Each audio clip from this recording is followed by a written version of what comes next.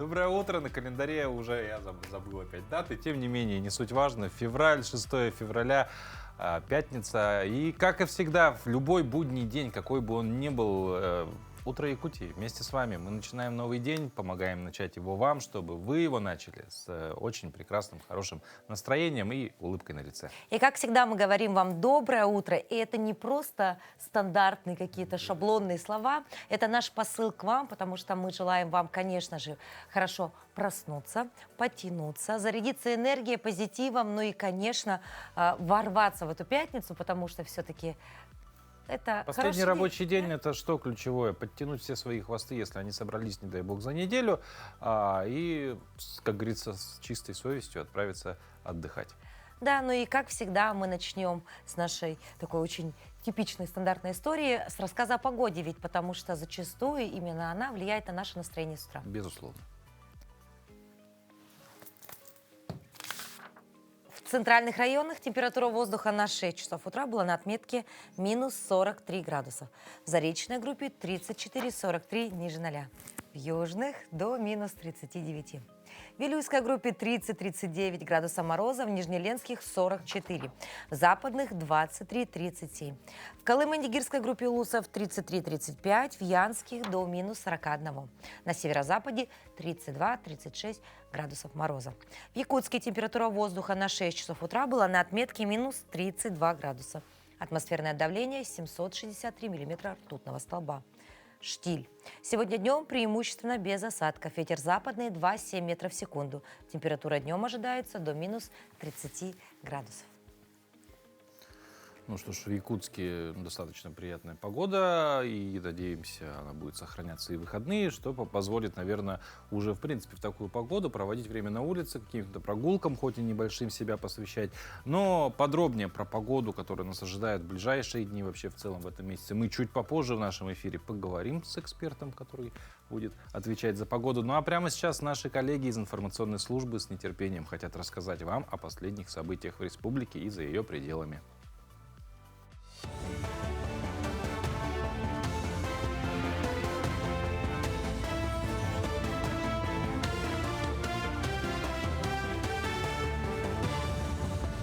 Доброе утро, коллеги. Далее блок новостей. Высокие технологии в холодной республике. Глава региона Айсан Николаев встретился с местными разработчиками в области искусственного интеллекта. Специалисты рассказали о своих проектах. Они охватывают самые разные сферы, от системы мониторинга деградации многолетней мерзлоты до голосового помощника, говорящего на якутском. Поговорили о планах на будущее. В первом квартале этого года завершится разработка стратегии развития искусственного интеллекта в Якутии. Мы услышали слова поддержки, да, поручения, которые будут нам очень ценно помогать, как раз таки в части масштабирования. Сегодня посмотрел разные проекты, да, действительно, конечно, это новая технология, искусственный интеллект, да, и вот та база, которая сформирована за эти годы в нашей республике, она позволит выйти на другой уровень, как раз таки в технологиях искусственного интеллекта. И все вот эти возможности в нашей компании имеются. В Алтумане прошел правительственный час по итогам работы полиции в 2025 году. Статистика показала рост числа зарегистрированных преступлений на 8%, включая резкое увеличение киберпреступлений. При этом уровень наркопотребления в республике снизился на 9,6%. Острой проблемой остается кадровый голод. Недокомплект штатов составляет 10,6%. Наиболее сложная ситуация в Алданском, Нерюнгринском, Ленском и Арктических районах. Депутаты предложили усилить меры материальной поддержки для сотрудников на севере. Здесь необходимо еще отметить то, что нам необходимо все-таки усилить контроль за миграционным потоком. И в постановлении Государственного собрания Алтумен тоже эта позиция была. В целом считаем, что постановление, которое было принято в прошлом году в феврале, оно исполнено. И мы сейчас готовимся заслушать отчет министра внутренних дел по итогам деятельности за 2025 год. В Якутии продолжаются выездные рейды на водных объектах в рамках профилактической акции «Безопасный лед». Мероприятия нацелены на предупреждение опасных и чрезвычайных ситуациях на реках Якутии. Сотрудники ГИМС ведут регулярные патрули, особенно в местах подледной рыбалки, с рыбаками, ведут беседы о правилах поведения на водных объектах в зимнее время года. Среди основных рекомендаций: они обязаны предупредить родных о своем выезде, иметь дополнительную теплую одежду и согревающие устройства и предметы. Также брали с собой спасательные средства, которые необходимы для обеспечения в наших условиях климатических, так как сейчас у нас очень холодно, нужна теплая одежда, также согревающие средства, это обязательно спички, либо керосин какая-нибудь. И главное, если вы потерялись в ночное время суток на реке Лена, чтобы прежде чем куда-то вы двигались, чтобы предупреждали, в каком направлении вы будете двигаться, чтобы экстренные службы вас в кратчайшие сроки обнаружили. Федеральный проект «Пушкинская карта» в Горном районе вносит значительный вклад в культурное и художественное воспитание молодого поколения. Благодаря этому проекту молодежь Улуса в возрасте от 14 до 22 бесплатно посещает музеи, концерты, кинотеатры и другие культурные учреждения за счет госсредств. В Центральной модельной библиотеке имени Петра Аввакумова в Горном районе, например, работает сектор электронных услуг, сотрудники которого помогают молодежи оформлять карту и оказывают консультации. Местные культурные организации Горного района, в свою очередь, активно участвуют в реализации проекта, разрабатывая программы и мероприятия для молодежи. В 2026 году мы хотим сделать стратегический шаг по повышению посещаемости. Хотим ввести новые форматы, современные, креативные форматы культурных мероприятий, выставок, экскурсий. И главное, мы включили показатели по Пушкинской карте в критерии оценки эффективности деятельности в рамках улусного конкурса среди сельских поселений. Спасибо нашим коллегам. Ну а мы продолжим историей, которая доказывает: возраст не преграда, когда есть сила воли и, не поверите, обычный конструктор наподобие Лего. 85-летняя китаянка серьезно повредила руку, и врачи сомневались, что подвижность к этой руке, собственно, вернется. Но она не сдалась. Бабушка стала собирать лего, хотя сначала детали выскальзывали из ее рук из-за тремора, но все же от простых наборов она смогла спустя некое время перейти к сложным механизмам в 3000 деталей. А далее свершилось чудо. Она не только восстановила моторику, но и полностью победила свой недуг. Руки снова стали послушными. Да, ну вот прекрасное доказательство, что вот манипуляции мелкие, разного рода конструкторами и прочее, моделирование и так далее, они очень положительно влияют на моторику, на мелкую моторику. И, видимо, очень много она этим занималась. Так часто, постоянно, регулярно и много. И в результате чего вот смогла вернуть подвижность, да, и как бы правильное функционирование, да, если можно так выразиться. Нет, ну действительно, это уже ни для кого не секрет, это научно доказано о том, что все-таки моторику нужно развивать как и в малом возрасте, так уже и достаточно в таком зрелом возрасте, потому что это работает не только как механика, это работает еще и здесь. Нервные окончания, да, вот это и вот все. нейронные связи вырабатываются Да. однозначно. Но в целом эта история прекрасное напоминание о том, что регулярные, пусть и небольшие тренировки, они способны творить чудеса с нашим телом, и начинать можно с самого простого, например, с утренней зарядки. Наш инструктор покажет комплекс, который мягко разбудит ваши мышцы, улучшит кровообращение и подарит заряд бодрости на весь день. Всего несколько минут, и вы почувствуете, как тело благодарит вас за вашу субботу.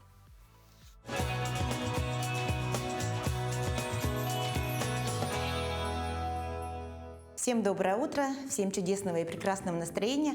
Повторяйте эту зарядку вместе со мной, чтобы проснуться, чтобы взбодриться и чтобы ваш весь день прошел на ура. Итак, поехали.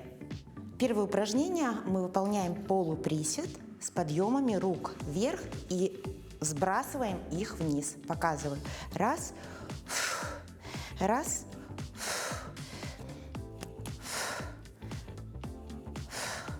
8, 7, 6,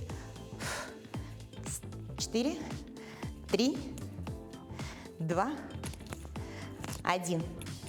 Ножки, ручки встряхнули. Следующее упражнение. Мы разводим локти в стороны, раскрываем наш грудной отдел. Приготовились? Поехали. Лопатки сзади хорошенько сводим. Делаем это упражнение очень медленно и аккуратно. Также делаем это упражнение 15-20 повторений. Обязательно при этом правильно дышим. Делаем вдох, выдох, вдох, выдох.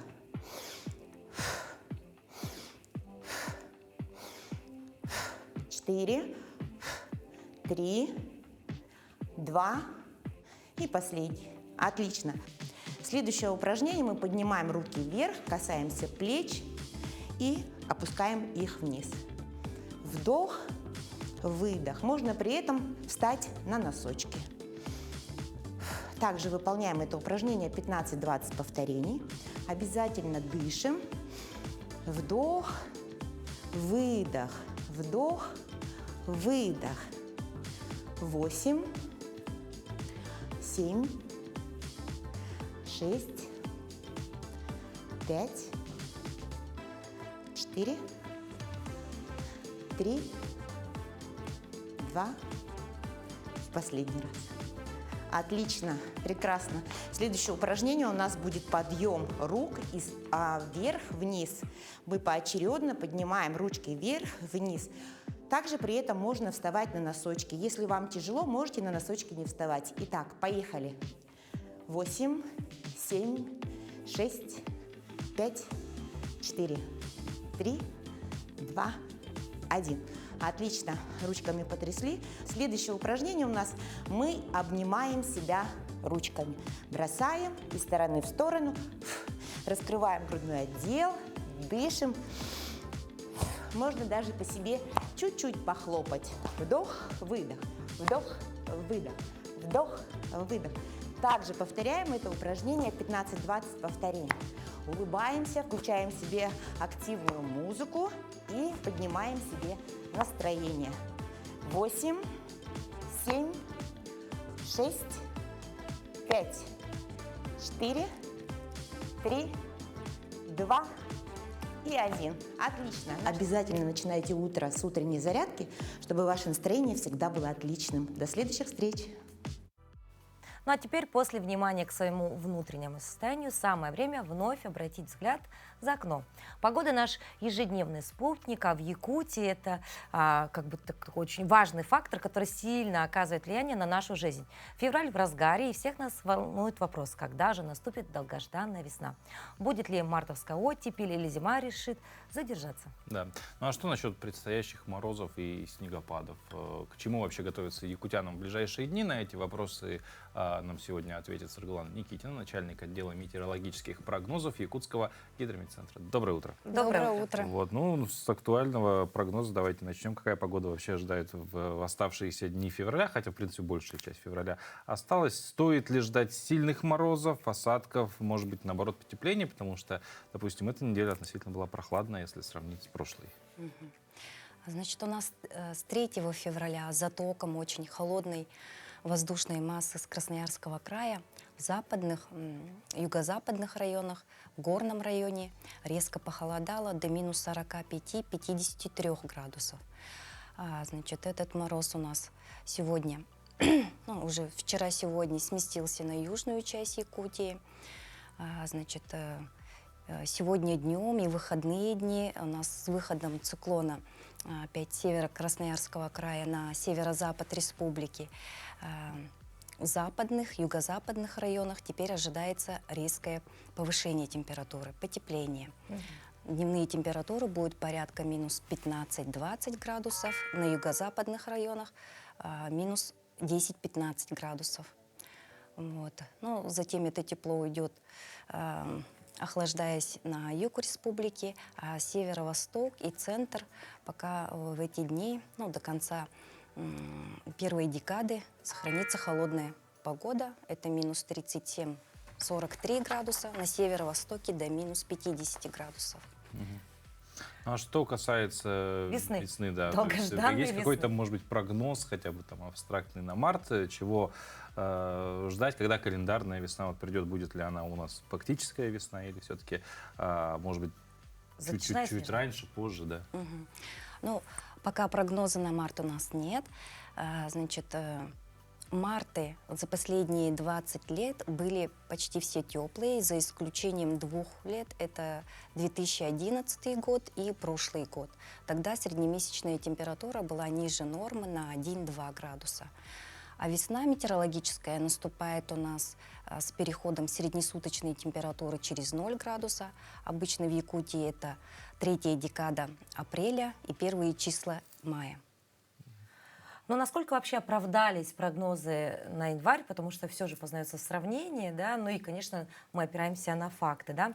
Были ли, может быть, какие-то неожиданные для синоптиков явления и аномалии?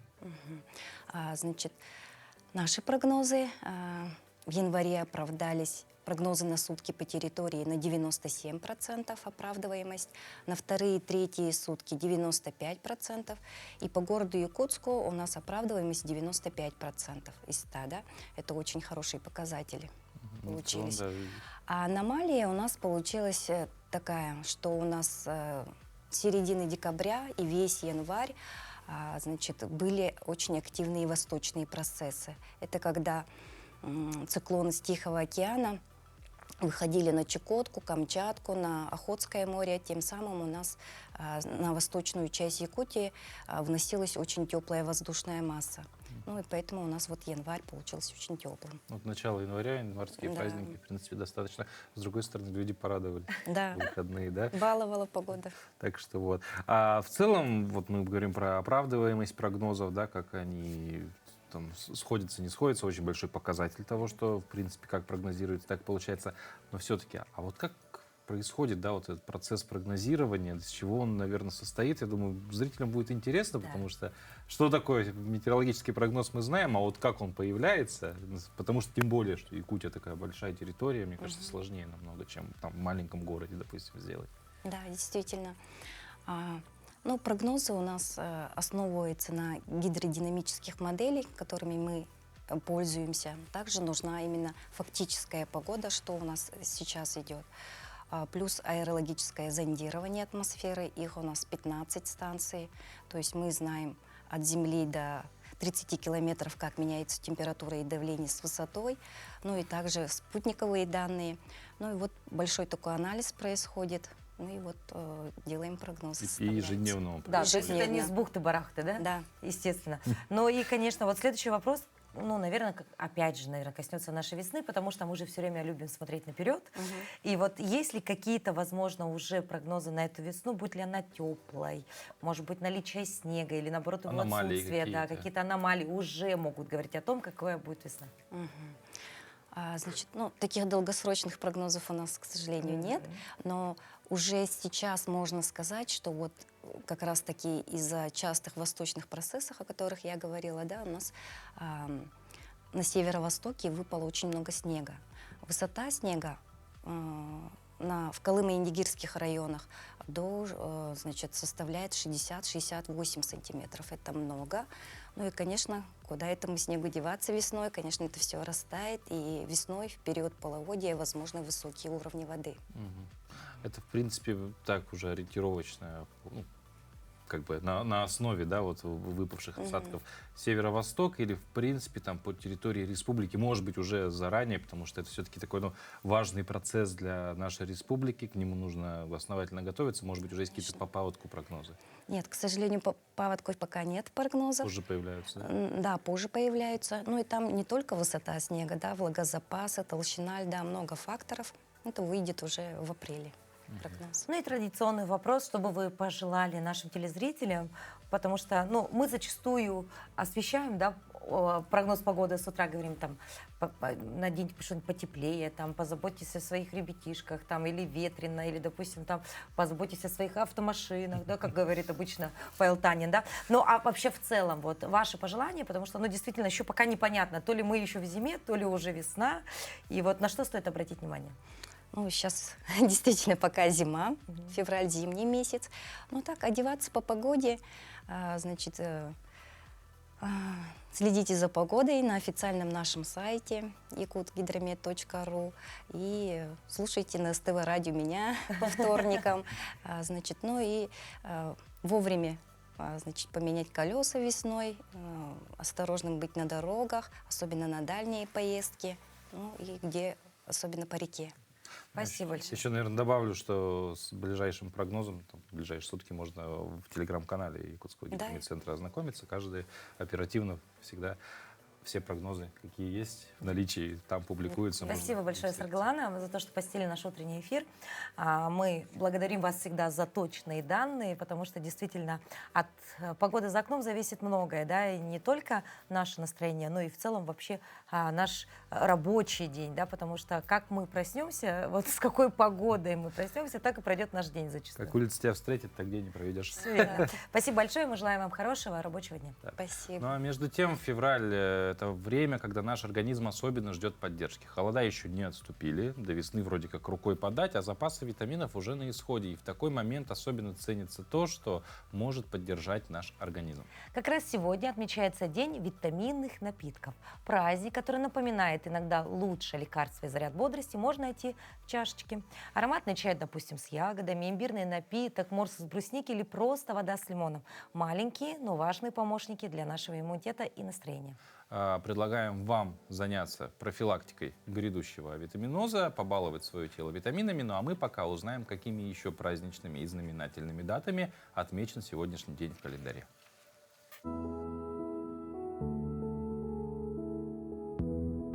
На календаре 6 февраля – день отказа от мобильного телефона. По народному календарю Аксинин день. Ксения – полузимница. Этот день называли также весноуказчиком. Считалось, что погода этого дня соответствовала погоде всей весны. Этот день в истории. В 1626 году в этот день Людовик XIII подписал эдикт о запрещении во Франции дуэлей. В 1886 году, 6 февраля, открыт элемент Германии. В 1900 году в этот день впервые в мире передан радиосигнал о бедствии на море. А в 1936 году открылись 4-е зимние Олимпийские игры в Гармиш-Партенкирхене, Германия. В 1968 году открылись 10-е зимние Олимпийские игры в Гренобле, Франции. В этот день родились Николай Зелинский, русский химик, один из основоположников органического катализа и нефтехимии. Алла Тарасова, советская актриса театра и кино, педагог, народная артистка Советского Союза. Александр Ефимов, советский военачальник, маршал авиации, герой Советского Союза. Игорь Матвиенко, советский российский композитор, продюсер, народный артист России. Имени на сегодня у Герасима, Дениса, Ивана, Ксении, Николая, Павла и Тимофея. Надеемся, вы внемлили нашим рекомендациям, да, и сейчас с чаечком с лимоном хотя бы, да, или воду с лимоном витаминную пьете. Ну а раз уж речь зашла о полезных и согревающих вещах, самое время перейти к блюду, которое не просто насыщает, но и становится настоящим лекарством для души и тела в холодный день. Сегодня в рубрике «Блюдо дня» мы готовим бурятский суп. Это блюдо с богатой историей, насыщенным вкусом и той самой целебной силой, которая ценится в кухнях народов Сибири и Дальнего Востока. Густой ароматный мясной бульон – это больше, чем еда. Это часть культурного кода. Как правильно сварить суп, чтобы он сохранил весь свой характер, какие секреты передаются из поколения в поколение и как адаптировать рецепт под продукты, которые легко найти у нас. Узнаем и приготовим вместе.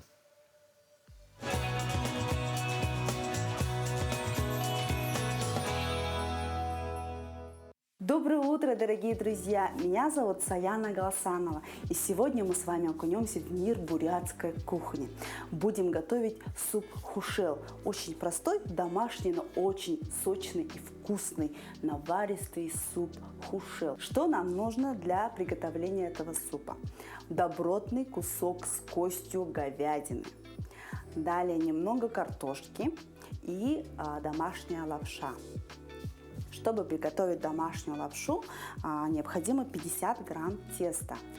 Это вода, яйцо, соль и мука. Первым делом, что нужно нам? Нужно приготовить этот кусок в большом количестве воды, то есть 3 литра на один такой кусок. Варим в течение 45 минут или часа. После того, как мясо у нас приготовится, мы добавляем туда картошку. Через минут 15 добавляем лапшу. Приступаем.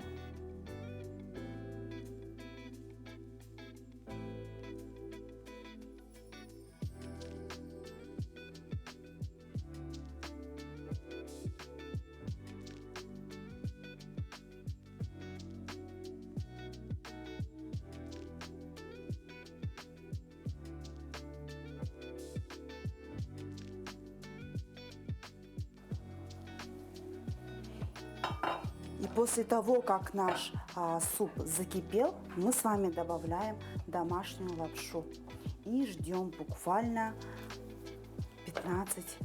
15-20 минут до полной готовности.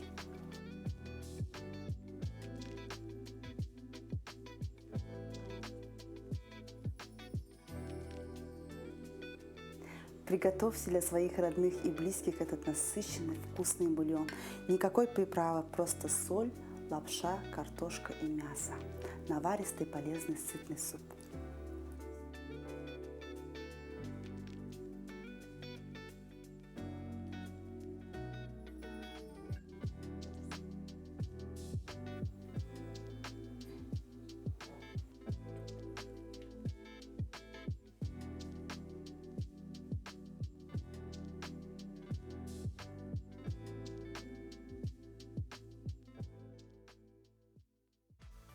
Ну, конечно, если кухня питает наше тело, то искусство питает нашу душу. И есть искусство, которое говорит с нами на языке движения, ритма и эмоций, превращая каждый выход на сцену в праздник энергии и цвета. Да, прямо сейчас мы отправимся в Нерюнгри, где уже много лет танцевальная группа «Экзотика» дарит зрителям незабываемые впечатления. Это коллектив, в котором каждый номер – это история, рассказанная телом, а каждая постановка – это взрыв творчества и слаженной работы. Как рождаются их масштабные яркие шоу, что вдохновляет руководителя и самих танцоров, и какие сюрпризы готовит «Экзотика» для зрителей в 2026 году. Ответы в репортаже наших коллег. 33 года работы на сцене, неповторимый имидж. «Экзотика» своими выступлениями покоряет не только нерюнгринского зрителя, но и регулярно выезжает на крупные конкурсы, завоевывая множество наград в различных номинациях. Планы до этого конца года уже у нас все решены. Во-первых, нам нужно съездить на чемпионат обязательно. Есть дети, которые хотят ездить, которые хотят участвовать. Да, они достойны где-то участвовать, побеждать. Должны успеть в этом сезоне съездить на 2 чемпионата. Буквально через месяц у нас состоится повторный проект с Татьяной Овсиенко. Уже будет ее сольный концерт, где мы ее поддерживаем. В мае у нас, как обычно, 2 отчетника, где мы отчитаемся за проделанную работу всего сезона. Летом небольшой отдых, совсем небольшой отдых. Там опять у нас 2 чемпионата. И какое-то сумасшедшее новогоднее шоу, к которому, в общем, мы уже начали готовиться. Все мои ребята знают, кто будет. Ну, это сюрприз. В преддверии 2026 года «Экзотика» устроила новогодний танцевальный шторм. Совместный микс с группой Gold Стрелки на их популярные хиты взорвал аудиторию. 2 мощные энергетики слились в одну, создав на сцене поистине ядерную реакцию. Этот концерт стал для многих путешествием в лучшие годы. Не просто увидеть, не просто поговорить, но и вживую выступить. У меня даже никогда, такой, скажем так, не мог я допустить этой мысли. Вот это осуществилось, это уже здесь. Это уже факт, это реальность. Это круто, очень. Назвали нас, как будто мы на ВТБ-арене находимся. До ВТБ-арены нам тоже недалеко, осталось совсем немножко. Построим здесь нерюнгринскую арену. И все, и будем здесь более масштабно все давать. У меня есть плакат с первым составом. И когда ты стоишь на сцене и понимаешь, что это они, я не знаю, как это передать словами. Это просто восторг, ты не веришь.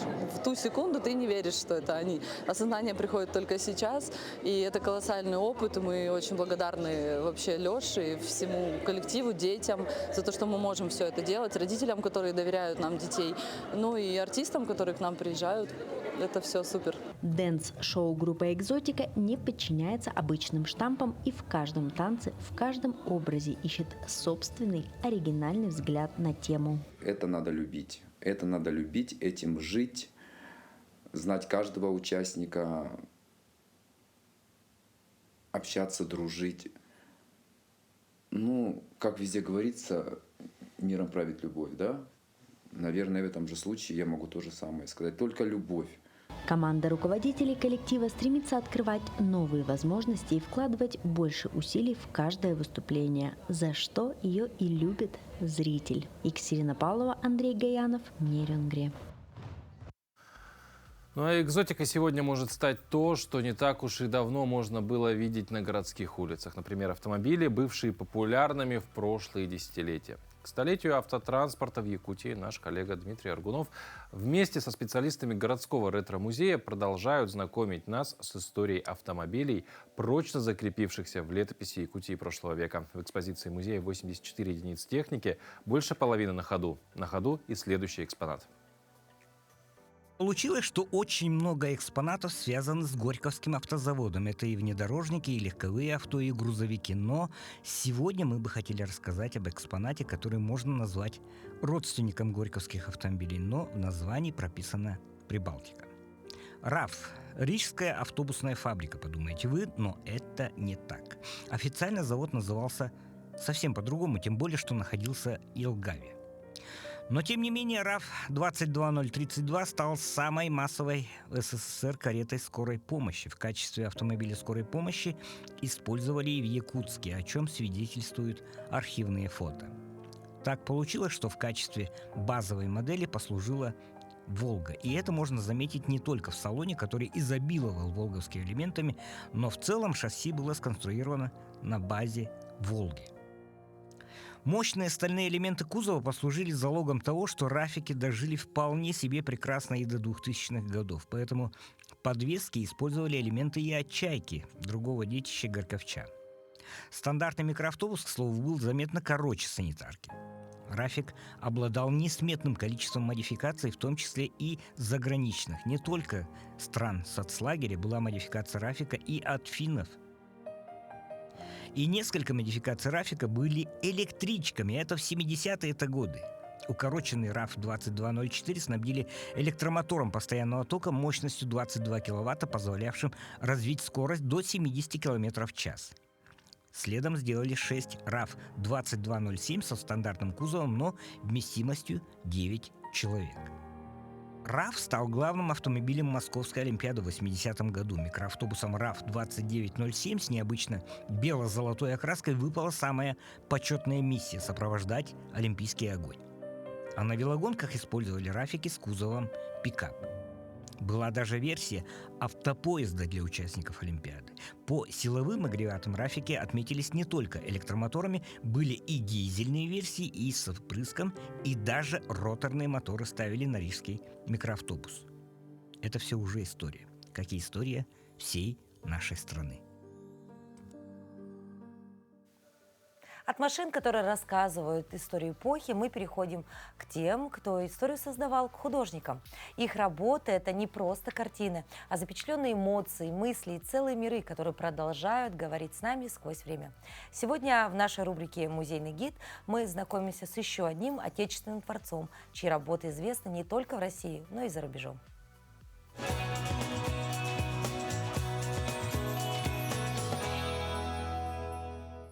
Константин Борисович Кузьминых.